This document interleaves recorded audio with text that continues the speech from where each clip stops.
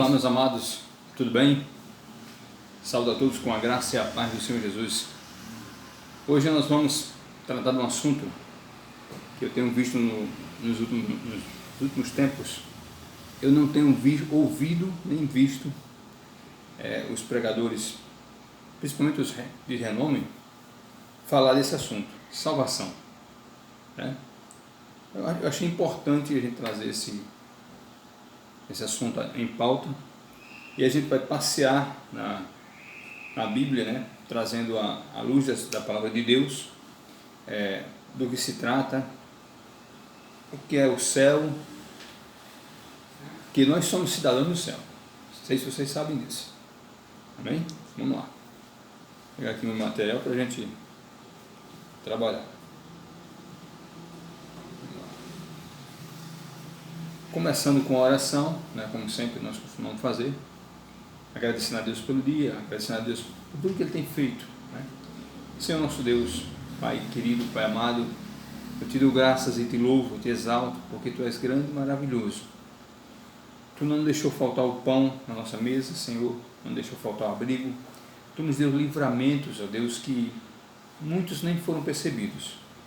Tu tem guardado a minha casa, a minha família, de uma forma maravilhosa, e assim eu te peço, Senhor, que nesse momento o Senhor venha fazer de mim o teu canal para levar a quem necessita, Senhor, dessa palavra, e que essa palavra encontre lugar, morada, e seja como grão jogado à beira do caminho, que um prosperar a 50%, a 60% e a 100%. Então que o Senhor possa usar, Senhor, a minha vida para a Tua glória e para o Teu louvor, Senhor. É assim que eu te oro e te agradeço em nome de Jesus. Amém. Como eu disse a vocês, o céu é para nós, certo? Versículo do dia, hoje, 26 de 6 de 2020, Apocalipse 20, bem 6, capítulo 20, versículo 6. Bem-aventurado e santo é aquele que tem parte na primeira ressurreição. Sobre estes não tem poder a segunda morte, mas serão sacerdotes de Deus e de Cristo, e reinarão com ele durante os 1000 anos. Certo? João diz assim, no capítulo 14, versículo 6, eu sou o caminho. Jesus está dizendo, eu sou o caminho, e a verdade e a vida. Ninguém vem ao Pai senão por mim. Em tempos modernos, pouco se ouve falar em salvação. Como já disse antes, eu gostaria de caminhar aqui na palavra de Deus para a gente compreender o que eu faço para chegar no céu. Por que eu não chego ao céu? O que me impede de chegar? E o que eu posso fazer para chegar? Amém? Então, sob a luz da palavra de Deus, vamos entender, segundo a sua palavra, o que eu posso fazer para ter a vida eterna, certo? Para ter Jesus como meu único e suficiente Salvador. Entender que eu não preciso de ninguém para falar por mim. Amém? Então tá. Jesus é nosso tesouro maior. Jesus é nosso tesouro. Então nada melhor para representar tesouro do que eu encontrei em Apocalipse 21, versículos 4, 21 e 18. Não necessariamente nessa mesma ordem. Ele diz o seguinte: o muro era construído de jaspe e a cidade era de ouro puro, semelhante a vidro límpido. As 12 portas eram 12 pérolas, cada uma das portas era de uma só pérola. E a praça da cidade era de ouro puro, transparente como vidro. Enfim, ele enxugará dos seus olhos toda lágrima e pranto, nem lamento, nem dor, porque já as primeiras coisas são passadas. Esse texto aqui é para relatar assim o que João viu, que foi a cidade santa. Como tem até um lugar assim, João viu, ele viu a cidade santa. E eu não sei, a Bíblia não me mostra isso claramente, eu ainda não tenho um embasamento bíblico para dizer para vocês as duas coisas que eu vou falar agora. Eu não tenho domínio sobre isso. Mas João viu, e certamente eu posso entender que João, para relatar quão grande era a beleza, que ele não tinha outra forma de expressar a beleza da cidade santa, se não fosse comparando com algo que nós conhecemos, que são as pedras preciosas, o ouro. Lembrando que o ouro, quando encontrado lá no garimpo, ele não é belo, formoso, daquele jeito não, tá certo? Então, se alguém quer se comparar a ouro, preste atenção. Vai ser preciso ser lapidado, vai precisar passar pelo fogo para tirar todas as impurezas, para se tornar uma pedra de fato desejável e preciosa. Assim é a nossa vida, assim é a minha vida. Eu tenho que permitir que Deus lapide, quebre o homem, né? Quebre o vaso e faça de novo, como diz lá a sua palavra. Não lembro agora o versículo, esse não estava no texto, certo? Então, há quem diga, alguns estudiosos que dizem o seguinte, que a cidade da qual João relata, de fato é no sentido literal, a cidade existe, mas ele não foi até lá, quem foi João, né? João viu, ele não diz para a gente se ele está se referindo no sentido literal da palavra. Vamos ter lá muros feitos de jaspe, a praça feita de pedras de ouro tão puro que chega a ser transparente, tem noção? Mas, meus amados, o que importa para mim e para você é encontrar uma cidade de brilhante, né? Para mim, eu estou satisfeito, morrer em Cristo, ser salvo, morar com Ele no céu, tudo que eu quero. Então, se o céu vai ser de ouro de cristal, ou se vai ser igual ao apartamento que eu estou agora, isso é o menos relevante, gente. O importante é eu entender que Jesus Cristo morreu na morte de cruz, pagou com o seu sangue a minha e a tua vida. É isso que eu preciso entender, é isso que eu preciso aceitar, certo? Então, vamos dar continuidade. Então, o céu é para nós, certo? Mas aí tem um detalhe: o pecado nos separa do céu, o pecado nos afasta de Deus. A palavra de Deus diz que Ele não opera onde há iniquidade. Então, se eu estou em pecado, então não tem jeito não, Ele não vai operar na minha vida nem na tua, porque Ele precisa. Aí você diz, mas eu não vou falar não, porque Ele já sabe, Ele não é onisciente, onipresente, onipotente. Espera aí, mas uma coisa é Ele saber, outra coisa é você, eu confessar, abrir minha boca e dizer, Senhor, estou errado, eu não queria estar assim, me ajuda, eu quero mudar, eu quero ter de fato uma vida nova, né? Ele precisa ouvir isso, porque Ele quer. Deixa eu dizer uma coisa para você, Deus não ouve a sua oração, para começar, Ele vê a sua oração, porque a palavra dele diz que Ele é onisciente, ou seja, ainda a palavra nem chegou à minha boca, não cheguei nem a pensar, Ele já sabia, amém? Então, Ele quer ouvir de mim e de você a confissão, o arrependimento, para a gente fazer a mudança de vida, certo? Para termos uma vida, a gente vai, no decorrer desse assunto, a gente vai entender porque a gente precisa aceitar a Cristo como nosso único e suficiente Salvador, amém? Então, Romanos 3, 23, diz assim, porque todos pecaram e destituídos, ou seja, separados estão da glória de Deus. Então ele está dizendo que todos pecaram. Então não há ninguém na terra que diga que não tem pecado, porque assim ele está fazendo Deus de mentiroso. Então a diferença hoje, para mim, para a tua vida que aceitou a Cristo, é que se pecarmos, nós somos pecadores remidos. E Deus imediatamente, assim, a história dele, Ele toca aí, se arrepende aí, tu pecou. Mas não é que a gente vai viver pecando e arrependendo, não. Até porque diz que aquele que vive na prática do pecado está errado, né? Então a gente vai viver na prática do pecado. Mas se pecarmos, como diz a palavra dele, olha, se pecar, não pequeis, mas se pecar, você tem o Pai, Jesus, que é o nosso advogado, para interceder junto ao Pai. Amém? Então o pecado entrou no mundo por um homem, mas o nosso pecado nos separou de uma vez por toda, nós e o céu. Mas aprove a Deus, que nos amou primeiro, já havia traçado o plano da redenção em Cristo Jesus. Aí eu pergunto a vocês, vocês já ouviram falar do Éden, né? Jardim do Éden, Adão, Eva, cobra, maçã, não sei se era maçã, né? Diz que é um fruto, a Bíblia não diz que é maçã. Certo?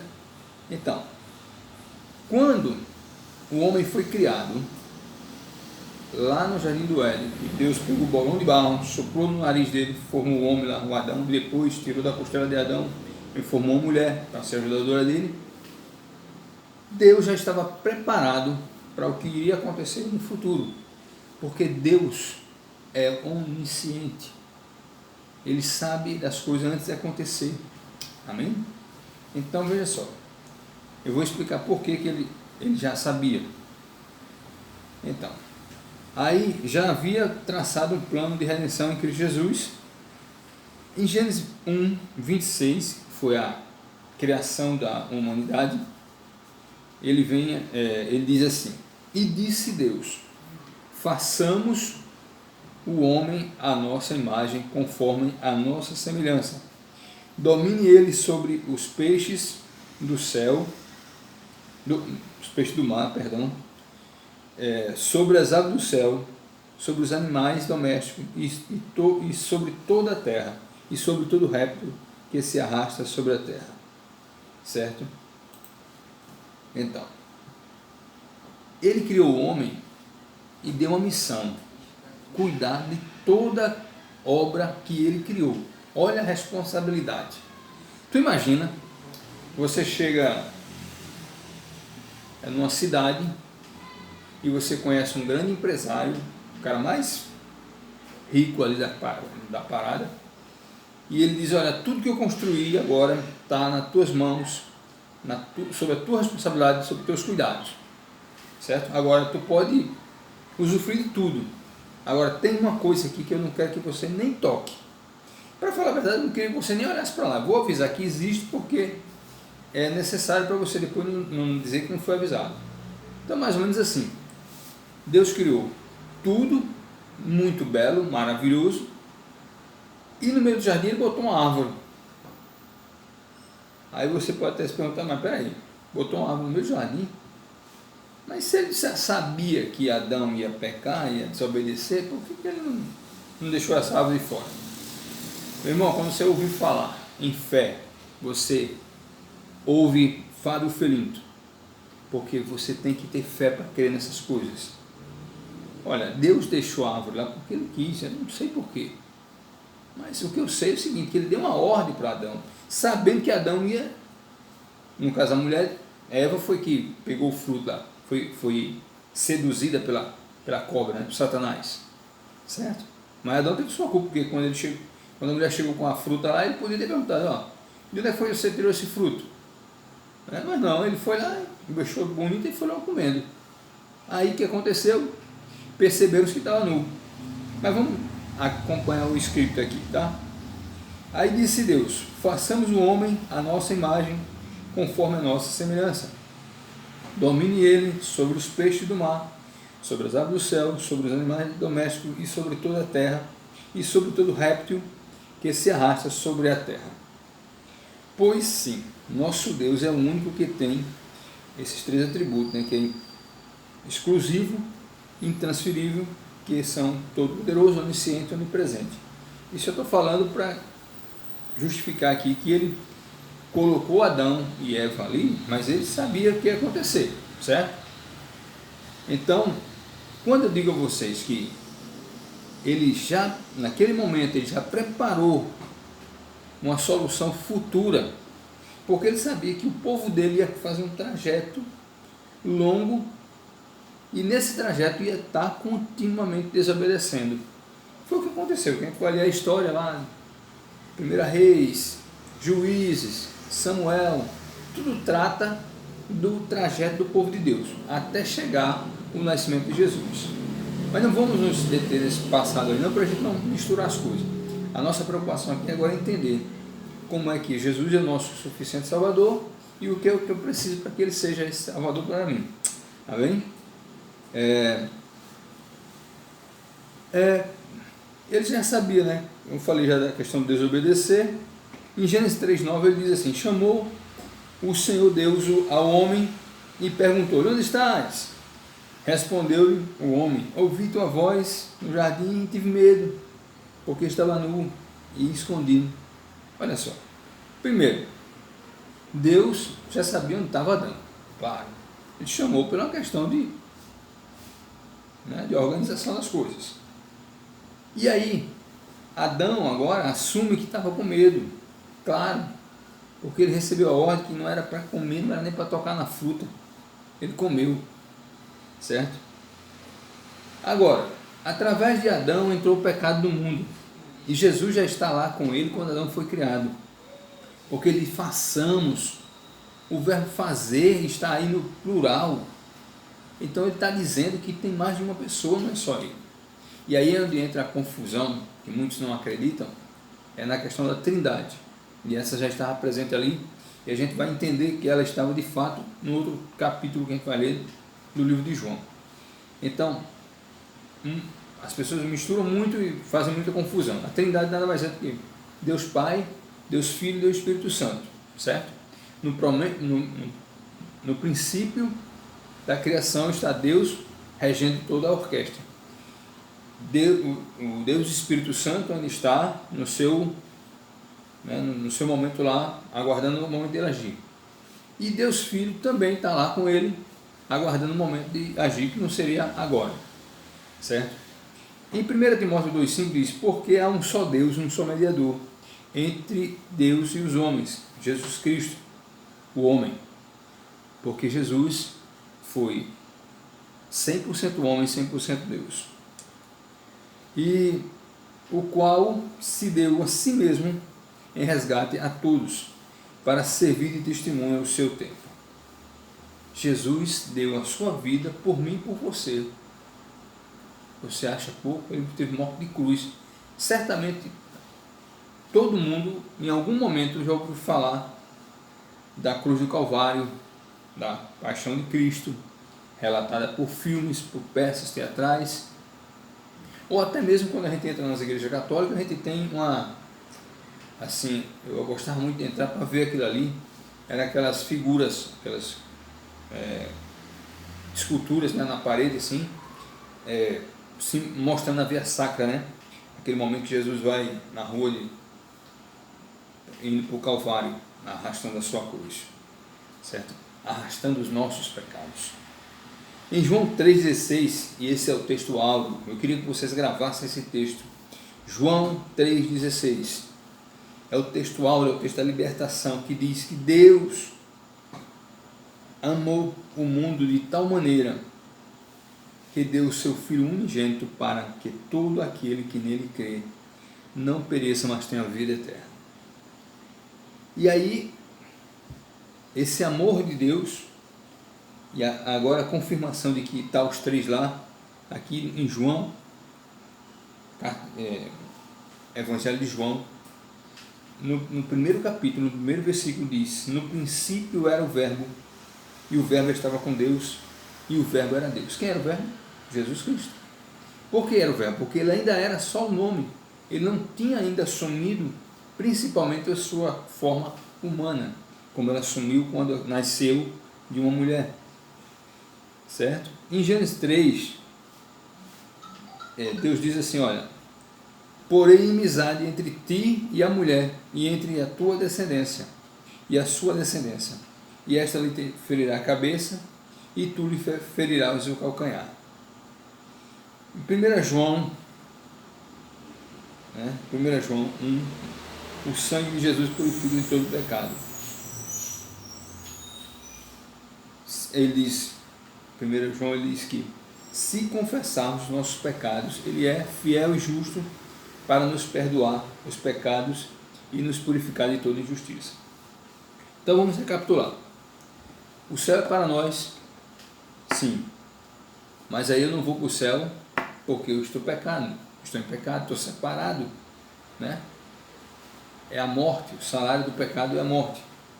Mas aí Deus, na sua infinita bondade, traçou todo um plano e disse, olha,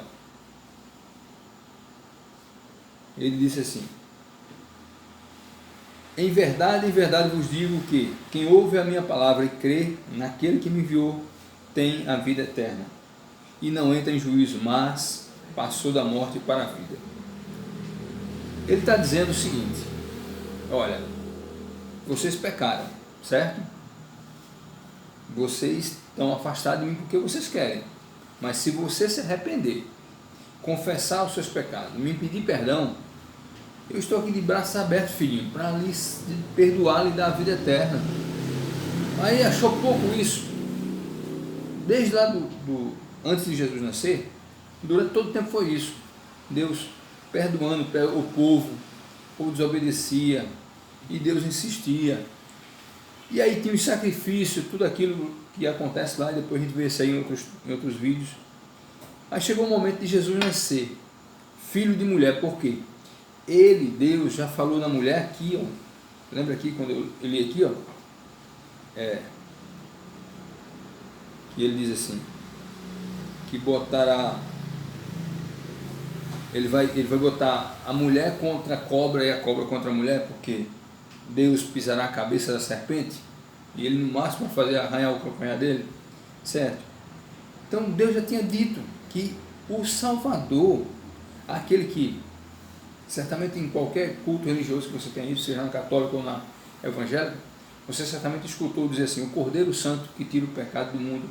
O Cordeiro Santo é Jesus Cristo, o Cordeiro Santo que nos traz a paz. Por quê essa questão de Cordeiro? Porque antes de Jesus, toda a purificação do pecado era por sangue aspergido, e normalmente era um cordeiro sem mácula, um novilho, né? Mas aí com a morte de Cristo na cruz, não necessitamos mais de fazer o sacrifício, certo? Porque o sangue de Jesus vertido lá na cruz nos purificou de todo pecado, deixando branco como a neve. E aí a gente vai, agora a gente entende, eu estou em pecado, eu tenho um céu para ir, e o pecado eu não vou entrar, certo? Então, qual a solução para o meu pecado? É Jesus Cristo, porque o sangue dele me purifica de todo o pecado. Então, Jesus Cristo, então, com Jesus Cristo eu vou ter vida eterna. Há esperança em Deus. Aí Salmo 62, versículo 5 diz: ó minha alma, espera silenciosa somente em Deus, porque dele vem a minha esperança, certo? E a vida eterna, eu já tinha falado, né, que é João, que em verdade eu vos digo que ouve a minha palavra e crê naquele que me enviou, tem a vida eterna e não entrar em juízo, mas já passou da morte para a vida. Então, meus amados, que a gente possa entender e levar isso para a nossa vida.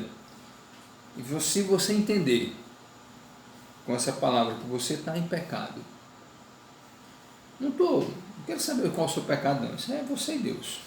Só lembrando que para Deus não existe escala de pecado, certo? Não tem pecadinho nem pecadão. Porque quando perguntaram a Jesus que a questão do adultério, ele disse: olha, eu digo que só o fato de tu olhar desejando a mulher do próximo já pecou. Então, se você entende que está em pecado, que quando você for chamado por Cristo, você quer ir para a glória, para morar com Ele, você entende que o único que pode ser o seu suficiente Salvador é Jesus Cristo, e você pode fazer isso agora, né? Pode dizer: Senhor, eu te aceito como meu único e suficiente Salvador. Aí você pode relatar o que você sente, o que você fez, que você tem certeza. Eu tenho certeza do que eu faço quando desagrada a Deus? Eu não sou menino, não sou mais menino. Então você pode aceitar a Cristo onde você estiver. E aí você, para congregar, assim que passar essa pandemia, tu procura uma igreja mais perto da tua casa, uma igreja que seja idônea, que seja um povo que busca. Primeira coisa, uma igreja que cultua Deus, que tem Deus como a sua regra de fé e prática, a Bíblia. Ela vai ter oração, vai ter leitura da palavra, vai ter estudo da palavra, certo? Vai ter evangelização, ou seja, levar essa boa nova a outras pessoas, essas coisas. Então, assim, eu não vou citar nome de igreja nem problema nenhum, certo? O que eu quero que você compreenda é o seguinte: o céu é para nós, mas o pecado me afasta do céu. Jesus entra e fecha essa lacuna que me separava do céu. Agora eu tenho a vida eterna, porque o sangue de Cristo no Calvário me lavou de todo o pecado. E agora eu tenho vida eterna com Cristo. E aí eu vivo a esperança do dia em que partimos para o céu. Amém? Tenham todos uma ótima noite, um ótimo dia, e a gente se encontra no próximo, tá? Então eu desejo a todos que, só para a gente não deixar de fazer como de costume. Cadê?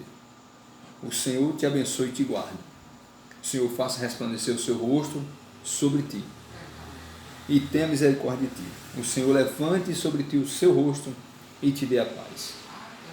Graça e paz para todos.